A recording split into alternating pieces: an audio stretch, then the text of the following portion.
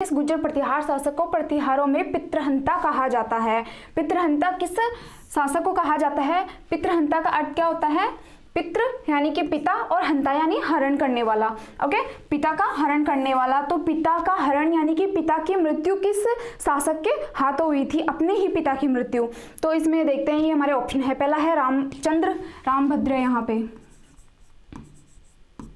Rambhadra. B option है मिहिर भोज प्रथम, सी है नागभट्ट प्रथम, डी है भोज द्वितीय। तो इसमें हमारा ऑप्शन हो जाएगा बी, मिहिर भोज। मिहिर भोज के द्वारा अपने पिता के मिहिर भोज के हाथों ही अपने पिता की मृत्यु हुई थी। मिहिर भोज ने गद्दी को पाने के लिए अपने पिता रामभद्र की हत्या की थी। ओके, तो जो मिहिर भोज है इसे क्या कहा जाता है? गुर्जर प्रतिहार वंश में पितृहंता भी कहा जाता है। और जो मिहिर भोज है ये बहुत ही इंपॉर्टेंट है गुर्जर प्रतिहार शासकों में। तो मिहिर भोज को आपको इंपॉर्टेंट यानी कि वेरी वेरी इंपॉर्टेंट है। और मिहिर भोज से एक या दो क्वेश्चन तो अवश्य ही पूछे जाते हैं किसी भी एग्जाम के अंदर। तो जो मिहिर भोज है उसे क्या बोला जाता है? पितृहंता कहा जाता है। तो हम मिहिर भोज की जो इंपॉर्टेंट कुछ बातें हैं वो हम देखते हैं।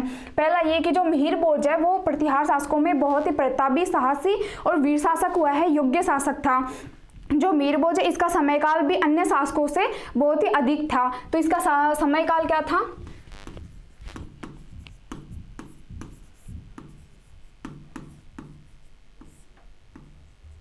मिहिर भोज प्रथम की बात चल रही है। ओके, तो इसका समयकाल क्या था?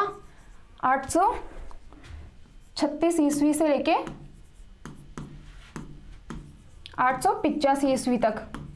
तो आप देख सकते हो ना कितना ज्यादा समयकाल है, यानी कि लगभग आधी शताब्दी तक इन्होंने शासन किया है अपने काल के अंदर। 49-50 ईस्वी हो गई होगी ना, यानी कि आधी शताब्दी तक इन्होंने शासन किया था। गुर्जर प्रतिहार शासकों में अन्य शासकों से सबसे ज्यादा जो काल रहा है वो किसका था? मिहिर भोज का था। और मिहिर भोज के पिता कौन थे? मिहिर भोज के पिता थे रामभद्र। रामभद्र, इनका जो शासनकाल था वो कम ही था। इनका शासनकाल ओनली 3 ईस्वी तक था। 833 ईस्वी से लेके 836 ईस्वी तक रहा है।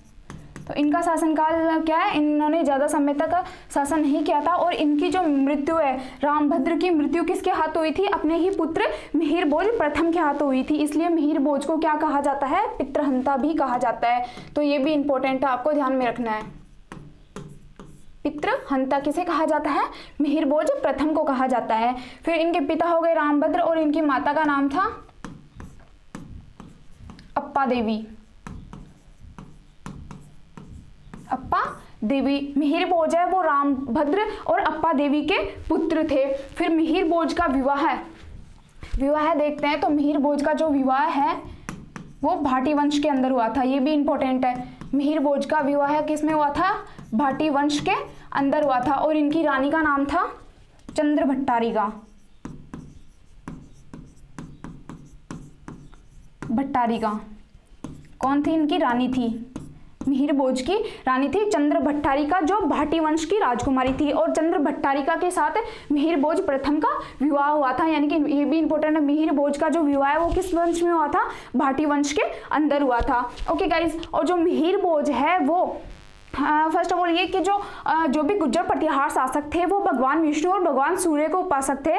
तो जो गुर्जर प्रतिहार शासक थे इन्होंने अपने अपने काल के अंदर कई भवनों और मंदिरों का भी निर्माण करवाया था। और सबसे अधिक जो मंदिरों का निर्माण करवाया गया था वो भगवान विष्णु के मंदिर थे। तो जो मिहिर भोज थे इन्होंने भी अपने शासन काल के अंदर भगवान विष्णु के मंदिर का निर्माण करवाया था। और इसी वजह से मिहिर भोज को उपाधियां भी दी गई थी। तो इनकी उपाधि कौन कौन सी है? आदिवराह की उपाधि,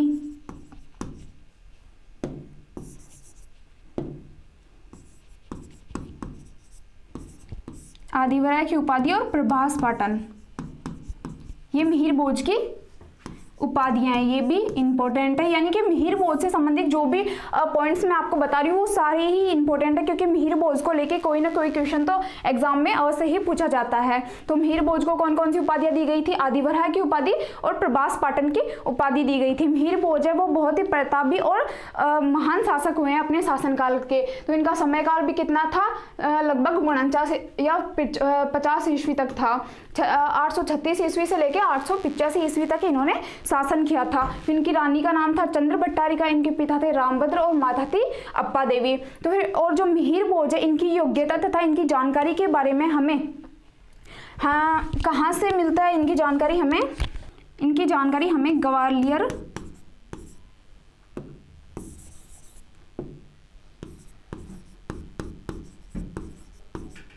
ग्वालियर लेक से मिलती है। मिहिर भोज के बारे में जानकारी हमें ग्वालियर लेक से मिलती है और इसके लेखक कौन है? हरिसेन, सॉरी वाग्यभट्ट है इसके लेखक, वाग्यभट्ट। हरिसेन का लेख ग्वालियर लेक, इसके रचयिता कौन है? वाग्यभट्ट। इसमें कुल 17 लेख है जिसमें किसकी जानकारी दी गई है? मिहिर भोज के बारे में हमें जानकारी मिलती है। किसमें? ग्वालियर लेक के अंदर, जिसके रचयिता है वाग्यभट्ट। और जो अभी हरिसेन था वो ग्वालियर लेक का नहीं है, वो किसका है वो हम आगे देखेंगे। ओके गाइस, तो मिहिर भोज, इसका शासनकाल था 836 ईस्वी से 885 ईस्वी तक, और इसे पितृहंता भी कहा जाता है क्योंकि इसने अपने पिता रामभद्र की हत्या की थी। ओके, और फिर इसने गद्दी धारण की थी। और इनके पिता कौन है? रामभद्र, माता का नाम है अप्पा देवी। फिर इनका विवाह हुआ था भाटी वंश के अंदर, इनकी रानी का नाम था चंद्र भट्टारिका। और इनको कौन कौन सी उपाधियां दी गई थी? आदिवराय तथा प्रभास पाटन की उपाधियों से विभूषित किया गया था। और इनके बारे में जो जानकारी है वो हमें कहाँ से मिलती है? ग्वालियर लेक से मिलती है। ग्वालियर लेक के रचयिता है वाग्यभट्ट, जिसमें 17 लेख है। इस ग्वालियर लेक के अंदर हमें मिहिर भोज की संपूर्ण जानकारी मिलती है।